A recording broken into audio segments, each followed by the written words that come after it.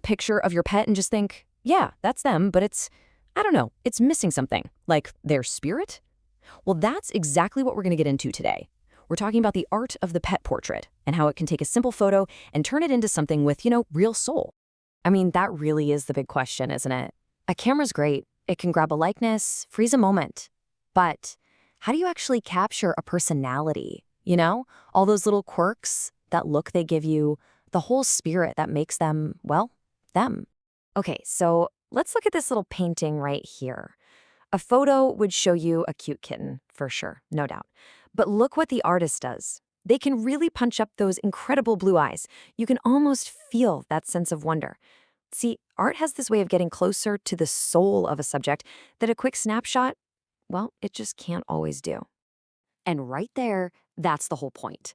The goal isn't to be a human copy machine. It's about expressing that animal's one-of-a-kind character, their energy, their essence. So that brings us to the big why, right? Why even bother with all this?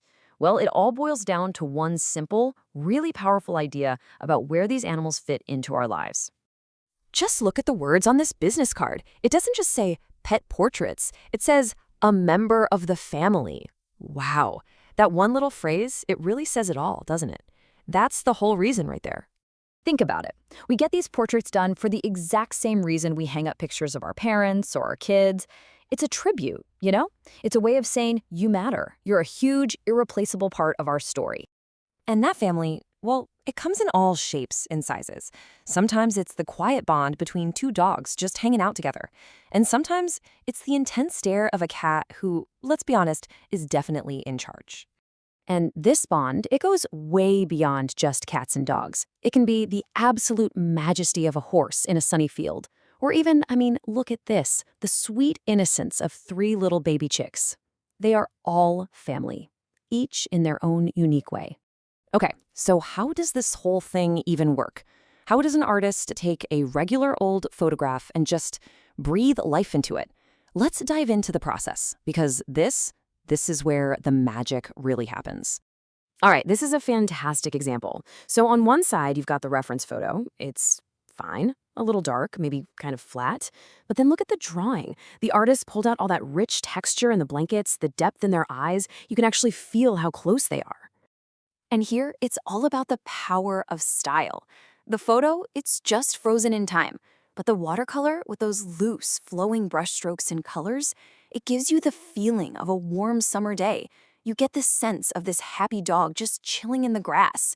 It captures a whole mood, a whole atmosphere, not just a picture. And here we get a little peek behind the curtain, into the artist's studio. You can see how they're translating the photo right onto the canvas. But you can also see the choices they're making, deepening the shadows here, adding a pop of color there, all to really amp up that powerful emotional feeling. So, this whole idea of artistic choice is a perfect lead-in to our next part. Because really, art is about so much more than just making a perfect copy of a photo. It's about having a vision. Let's start here. This is a gorgeous, super realistic portrait. The artist did an amazing job capturing a perfect likeness. And that takes an incredible amount of skill, no question. But, and this is a really important but, art is more than just imitation. It's the artist's unique point of view, their interpretation, that can make a piece of art something you'll never forget.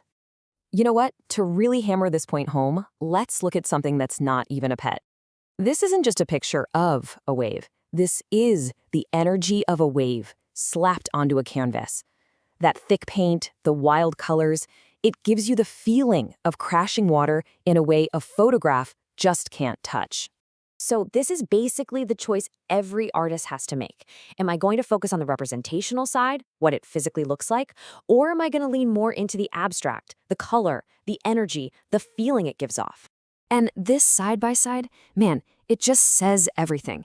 It's 2 paintings of the exact same thing, a fishing lure. One of them tells you exactly what the lure looks like.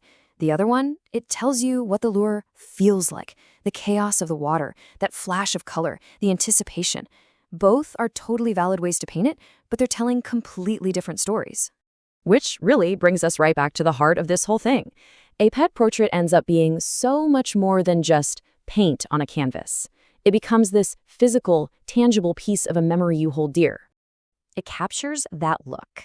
You know the one, that direct, knowing gaze that says absolutely everything without making a sound. It's that moment of connection, and somehow it feels alive, like they're looking right back at you from the wall. And just look at the texture in this painting. Those thick, expressive swipes of paint, they don't just show you a dog. They let you feel the softness of its fur. They communicate the gentle, kind of thoughtful spirit of this animal. You can almost feel it, can't you? And when it comes down to it, that's the real gift of a portrait like this. It takes a fleeting moment of love, of companionship, of pure connection, and it makes that moment timeless. It just preserves it forever. So here, in this peaceful final shot, you really see the finished legacy. These memories, these beloved family members, they're captured now. Not just how they looked, but how they made us feel. All ready to be honored and remembered for years to come. And so that kind of leaves all of us with a question to think about. When you look back at the beings in your life, whether they're human or animal, what are the moments? What are the feelings? What are the unique spirits that you would want to make immortal?